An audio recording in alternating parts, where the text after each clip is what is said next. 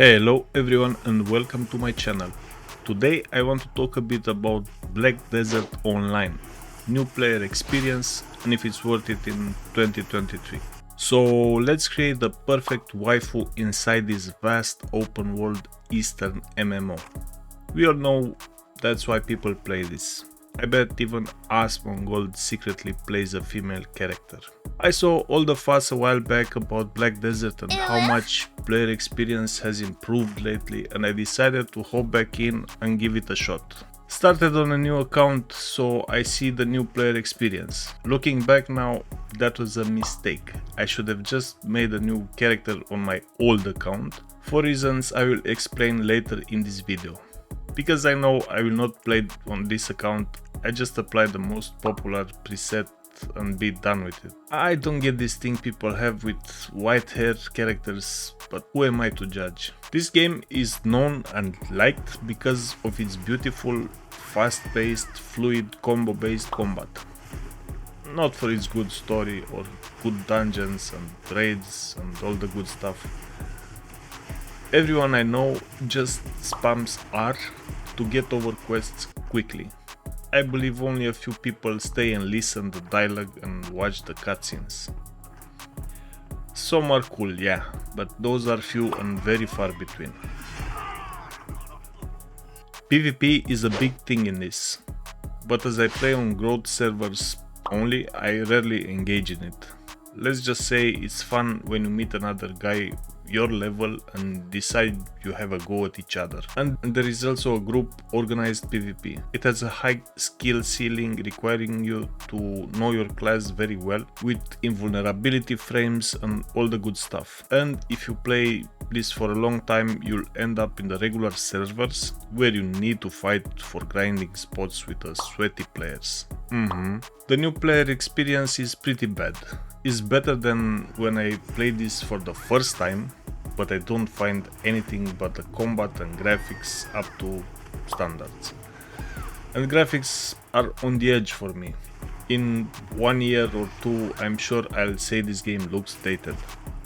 The tutorial is okay, but the story, I don't really like it. The cutscenes are bad. Textures have inconsistencies, there is too much camera shake, and the fact that you can't skip some parts of the story is very annoying. After the intro tutorial, I was presented with 3 options: Ancient Stone Chamber, Mountain of Eternal Winter, and Land of the Morning Light. As I only did Ancient Stone Chamber in the past, I chose Land of the Morning Light. When I saw it's recommended for veteran adventurers, I thought, yeah, sure, combat encounters are harder or something along those lines, but no, I was so wrong. Yeah, I don't know if this took much longer, but it was how much I could stomach. Sorry, I had to skip it. Right after I ended the cutscene, I went to claim some of the rewards. This game bombards you with a ton of shit you don't really need or know what to do at the beginning. I started manufacturing my special horse. I choose an Arduanat female. We'll need to find a stable to register my new horsey. There are a lot of potential buffs in this game, from the ones that last for days and weeks to all kinds of scrolls and elixirs. Some stack, some don't. As a new player it's cool, you have access to the noob servers which grant extra stuff and have no PvP as far as I know. Being on a seasonal server, I got access to the summer season battle pass. There you'll see you have the option to purchase the good customer battle pass, Black Spirit Pass. These grant temporary or permanent buffs and items.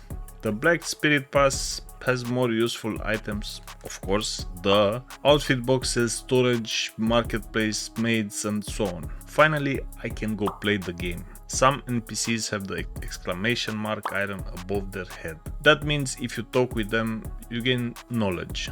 That knowledge translates into energy as far as I know. I didn't even stress over this. Energy is a resource that refills over time and can be used by various activities in the game. You can see your current and maximum energy in the top left above your HP bar.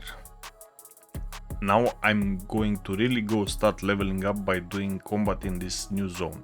I can't wait. I skip all cinematics I can skip because I find them pretty lackluster and I have zero interest in the story. And this is how you do quests in Black Desert, guys and girls.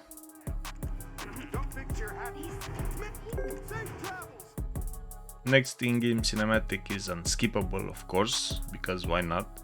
And I'm level 5 at this point. And I didn't do a thing. I'm sorry, I'm level 6 now. We'll speed this up until I finally do some combat. By the time I'm level 14, I finally get to hit someone.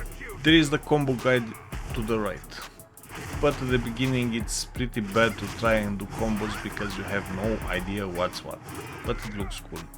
In this game you have pets that loot for you and provide some other small buffs. During these days I played on a new account. I must say the game gave me more than 5 pets. And you can only have 5 of them out at the same time. That was really nice to see. There are 8 short stories available as chapters in your storybook. The storybook is a journal or diary, if you will, that you can refer to for clues, and it will store your current story progress. All of the stories begin in the village and you can do them in any order, but you cannot start a new story until you have completed the current one. After completing all 8 chapters, you will unlock 5 more stories in a second journal. The story will not have linear progression like in the past, and there are actually 2 different endings for each story. The ending you choose will be stored in your new storybook, along with illustrations from your journey. And now look at my inventory. God damn it, it's full of shit I don't need at the moment. That's so annoying. I will skip the entire Land of the Morning Light story because it's boring as fuck. I regret doing that on my new account, as I will not stomach doing it again on my main account, and it lasts for about 8 to 10 hours. I feel I must repeat this. I saw it said it's for veteran adventurers, but I thought it has way more combat than it did. God damn. After I was done with it, I was level 50 something and only a few combat encounters. And I realized I have no idea how to play my class. Life skilling is a big part of Black Desert. There are a lot of people that do only that. Gathering, fishing, processing, cooking, training, hunting, farming, trading, alchemy, sailing, barter, and perhaps I even missed a few. There are a lot of things you can do. Some of them require you to be actively playing the game, while others can also be done while you are AFK. So many people leave their PCs running while they sleep or are away at school or work, because fuck penguins, right? Each life skill has 10 levels from beginner to artisan, 30 levels from master to guru, and 50 levels for guru. Each mastery unlocks new stuff you can do as you would expect. Enhancing your gear plays a big part of this game. If a boss drops an item that you want to keep, you need to enhance it as much as you can afford. If you choose to enhance it yourself, that is, be ready for disappointment and lots of frustration, as the items will get downgraded when you fail. Note I didn't say if anywhere, right? It's only a matter of time until you start failing and losing progress. There are systems in place to prevent that from happening, and there are plenty of guides who teach you how to enhance, so I will not get deeper into this. In the clip playing in the background, you see me enhancing my Tuvala gear. That gear is easy to enhance to pen, that's max level, and is the best gear a new player can have in my opinion. Start playing this game as a fresh seasonal character, so you have a lot of time to learn the ropes and max everything you can max out in those 3 months. Pen Tuvala gear is the equivalent of TED boss gear, and you will be able to convert all those pen items into TED boss items of your choosing at the end of the season or when you decide to convert your character. There are guides for everything, and I suggest you watch them all before you play, because there are certain rewards that affect some of your decisions along the season. It sucks that the developers don't help you at all with those decisions. The meat of this game is combat. There are a shitload of classes, each with 2 combat styles, Ascension and Awakening. The skills of this look pretty cool. I'd say for some of the classes the screen is constantly filled with all kinds of particles, making it a bit overwhelming. If you watch a guide for one of these classes, you see what I mean when I say the combat is deep and pretty hard to master. I usually play this game by ear, giving zero shits about efficiency. Not because I wouldn't like to be efficient, but I don't have the patience to research stuff. I do minimal grinding anyway because I play this in short bursts, so there is no need for me to go apeshit with guides and all that min-maxing. What story, bro? There is no story in this. Menu and UI are okay once you familiarize yourself with all the game systems, but the default settings are still too cluttered for my taste.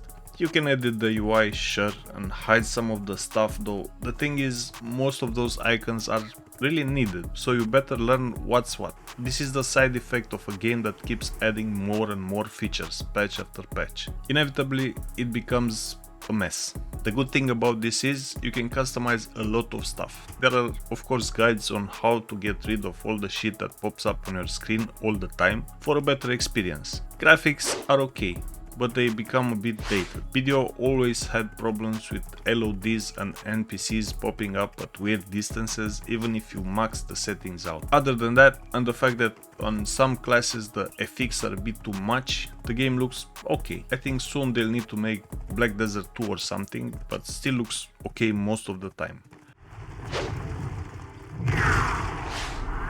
Ah! You scared me! I thought you were out of your mind, jumping into that well like that. Voice acting is pretty bad. I tried on a character to have the original Korean voices, and it's surprisingly better. 이제 복수의 시간이야. 내 자매들의 피를 뒤집어 쓰는 인간들과 너희의 낙원을 짓뭉개버린 라브레스카이.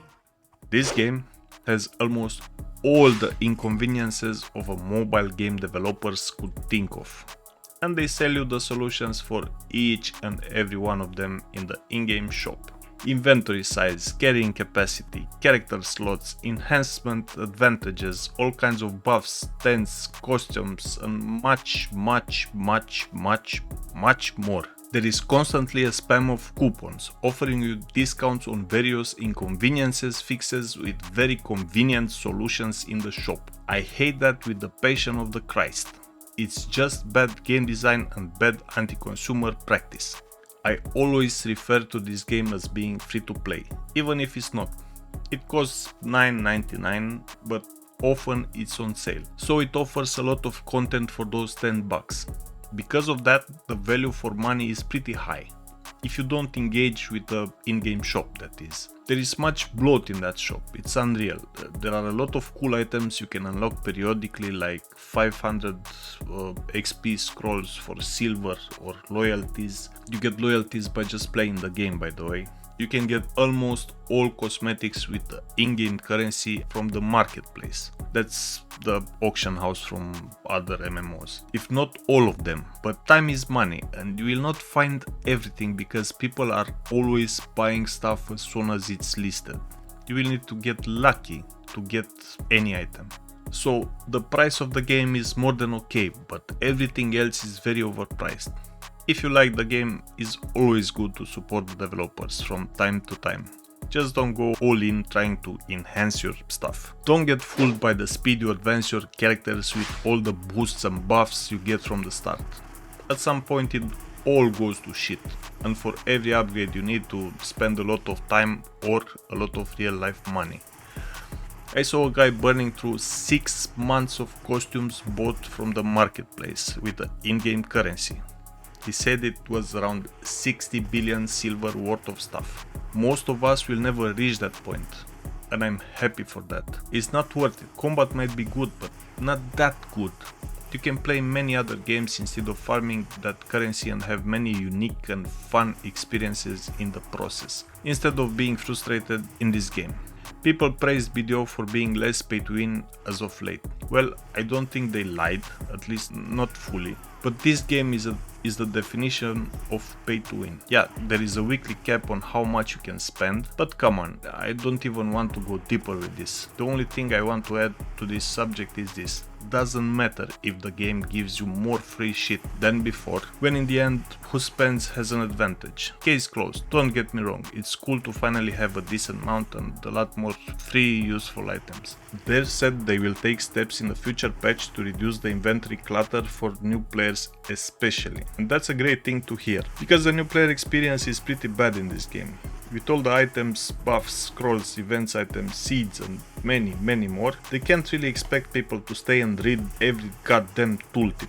And reading those tooltips is pretty useless anyway as a new player, because there are 2 or 3 other things that you don't understand reading any given tooltip. So it's pointless even if you read everything. And on top of this, there are a lot of systems you need to get acquainted with to optimize your time spent in the game.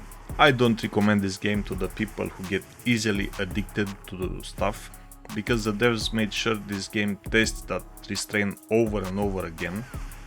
So if you're a patient person, like deep action combat and high skill ceiling, big open world, lots of grinding, PvP, have lots of time and money to burn, this is the game for you. For this category of people, the game gets a 7.5 out of 10. If you have no patience, don't like guides, don't like grinding, you are a Care Bear, you like story-rich video games, and on top of that you are poor, or you are scared you might throw your life savings at this game, skip this, as it is 4 out of 10. I'll always return to BDO from time to time. Make a seasonal character, play it for a few days till I get to like, I don't know, 59, 61, then log in for a month to get the rewards and move on with my life. I don't have the time and the patience to min-max in a game like this anymore.